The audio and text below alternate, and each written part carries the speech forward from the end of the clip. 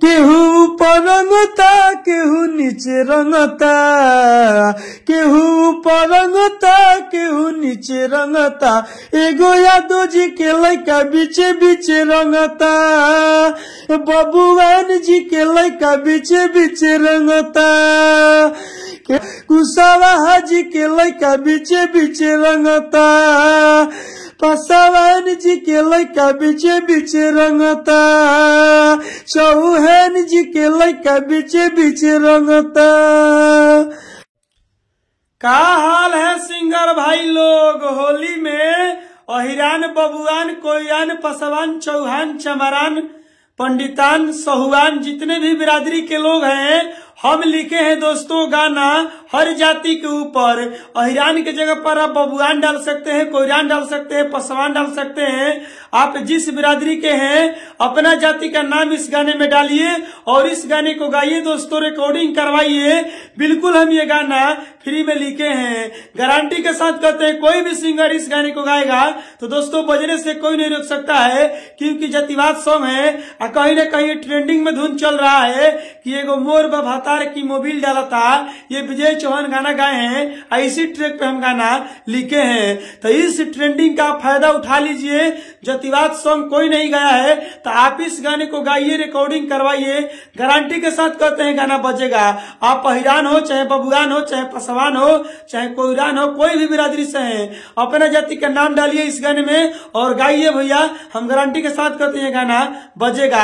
अब देखते हैं कौन सी जाति में कितना पावर है और कमेंट बॉक्स में देखते हैं कि ज्यादा किसका कमेंट आता है, किस बिरादरी का कमेंट आता है। चलिए पूरा वीडियो को फुल देखिए, गाना को स्टार्ट कर रहे हैं। चैनल पर नए सब्सक्राइब कर दीजिए दोस्तों, लाइक कर दीजिए, मेहनत से वीडियो बनाते हैं आपके बिरादरी के कसम। चलिए गाना स्टार्ट करते हैं, पूरा वीडियो को फुल देखिए, स्क्रीन पर देखिए, लक्ष्य गो।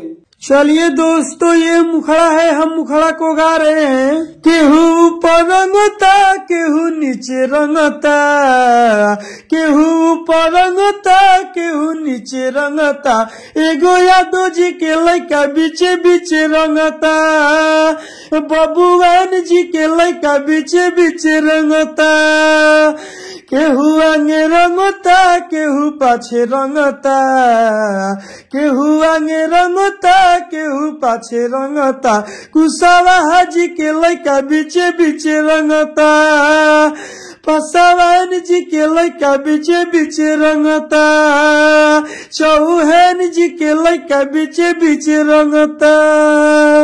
दोस्तों जहाँ कुशवाहा जी लिखा हुआ है, यादव जी लिखा हुआ है, तो यादव जी की जगह पर कुशवाहा, बबुआन, चौहान, पासवान, चमरान कोई भी जाति के हैं तो अपना जाति के नाम डालिए और इस गाने को बेधक्कर गाइए, रिकॉर्डिंग करवाइए। बिल्कुल हम ये गाना फ्री में लिखे हैं। अब आगे का लाइन आप देखिए क्या लिखे हैं। चलिए दोस्तों ये पहली का अंतरा है, हम पहली का अंतरा को गा रहे हैं। रंग के बदला में मोबिल चुआवे, कोरा में कस के उचाप के मुआवे, रंग के बदला में मोबिल चुआवे, कोरा में कस के उचाप के मुआवे, हमारा गेवाला घास के बगीचे रंगता, पासवान जी के लइका बीचे बीचे रंगता, बबुआन जी के लइका बीचे बीचे रंगता, सहुआन जी के लइका बीचे बीचे रंगता, आवो चमरान जी के लइका बीचे बीचे रंगता।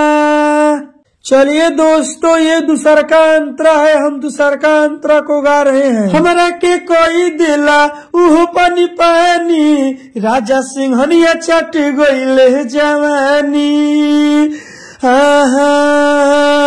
हमरा के कोई दिले उहो पानी पानी, राजा सिंहनिया चट गइले जवानी, होई पपुआ के पावा के बीचे रंगता, दोस्तों जहां पप्पुआ लिखा हुआ है तो फाइनली पप्पू भाई ने कमेंट बॉक्स में कमेंट किए थे कि राजा भैया गाना में मेरा नाम डाल दीजिएगा पप्पू भाई। तो देखिए दोस्तों फाइनली पप्पू भाई के गाना में नाम डाल दिए हैं। इसी तरह आप भी सिंगर हैं, अपना गाना में नाम डलवाना चाहते हैं तो सबसे पहले आपको करना क्या पड़ेगा कि हम आपका गाना में नाम लेंगे। सबसे पहले आप चैनल पर नए हैं तो अभी सब्सक्राइब कर दीजिए, लाइक कर दीजिए और कमेंट बॉक्स में आप अपना नाम लिखिए कि आपका नाम क्या है।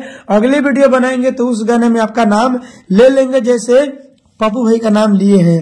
आगे का लाइन, होई पप्पुआ कपड़ावा के पीछे रंगता, चौहान जी के लड़का बीचे बीचे रंगता, चमरान जी के लड़का बीचे बीचे रंगता, पंडितान जी के लड़का बीचे बीचे रंगता, भूमिहार जी के लड़का बीचे बीचे रंगता। कोई जात का नाम छूट गया है तो कमेंट बॉक्स में अपना जाति का नाम जरूर डालिएगा। चलिए दोस्तों गाना समाप्त हो गया है और मेरा बतिया को ध्यान से सुन लीजिए। कोई भी आप समाज से हैं, अहिरान से हैं, चाहे बबुआन से हैं, चाहे कोईरान, पसवान, चौहान, चमरान, कोई भी बिरादरी से हैं, जिस बिरादरी का सबसे ज्यादा कमेंट बॉक्स में कमेंट आएगा हम उस बिरादरी के सबसे पहले गाना में नाम लेंगे। तो देखते हैं कौन से जाति में कितना पावर है। आखिर हम अहिरान का पहले नाम क्यों लेते हैं? क्योंकि अहिर बिरादरी के जितने भी लोग हैं सब लोग कमेंट दबा कर करते हैं, शेयर करते हैं, सब्सक्राइब भी करते हैं, लाइक भी करते हैं। लेकिन हम देखते हैं कि अहिरान का भी नाम लिए हैं, बबुआन का लिए हैं, पसवान का लिए हैं, चौहान का लिए हैं, कोईरान का लिए हैं। अब किस किस बिरादरी का नाम आता है कमेंट बॉक्स में और कमेंट बॉक्स में ही पता चलेगा हमको। अब हम कुछ बोलने वाले नहीं है। अगर आप नए सिंगर हैं, चाहते हैं कि हम अपने बिरादरी पर पर्सनल कोई गाना लिखवाए बढ़िया, तो देखिए स्क्रीन पर मोबाइल नंबर है, कॉल करके हमसे बात करिए, हम आपको पर्सनल गाना लिख कर दे देंगे। इनसे बढ़िया, इनसे बेस्ट। तो स्क्रीन पर मोबाइल नंबर है, कॉल करके हमसे बात करिए। Bye bye, love you.